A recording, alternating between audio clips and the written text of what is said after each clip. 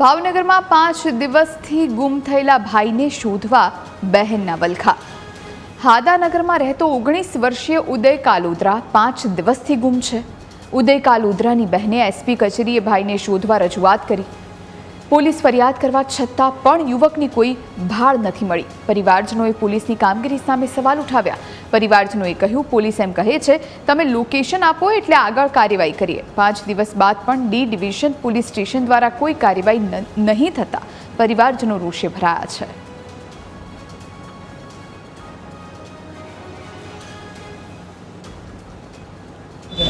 હાદાનગરમાં મારો ભાઈ 6 દિવસથી ગાયબ થઈ ગયો છે, પણ કોઈ ધ્યાન દેતું નથી। ડી ડિવિઝનમાં અમે કેટલા ધક્કા ખાઈ આવ્યા, પણ ત્યાં કોઈ જવાબ દેતું નથી। એમ કહે છે કે તમે લોકેશન લાવો ને અમે ગોતતી આવી દેવી। તો એ લોકોને બેહાડવાની જરૂર શું છે?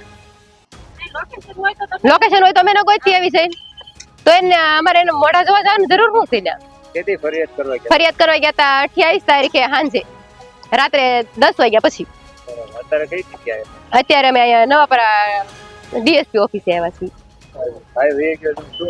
એનું નામ કોલાદરા ઉદય વંજીભાઈ।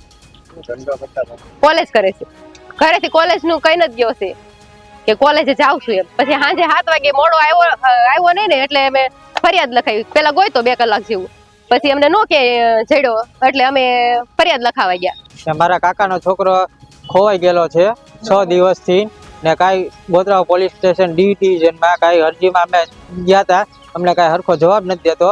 ને જેનિલ નામનો છોકરો છે વેગડ, એની ઉપર ફૂલ શક છે ને એ અમે બહાર ગયા હોય ત્યારે લેડીઝોને આવીને ધમકાવે છે કે તમારે જ્યાં દોડવું હોય ત્યાં દોડ લો ને છે મોટો ગંજેરી તે। ને અમે ત્યાં બપોરે જ આવ્યો હતો, હું વલભીપુર જતો હતો ગાડી લઈને, ને એ ઘરે આવીને કહી ગયો કે તમારે જેમ કરવું એમ કરી લો ને ખોટા નામ ચડાવે છે। ને અત્યારે અમે આવ્યા છીએ એસપીને મળવા।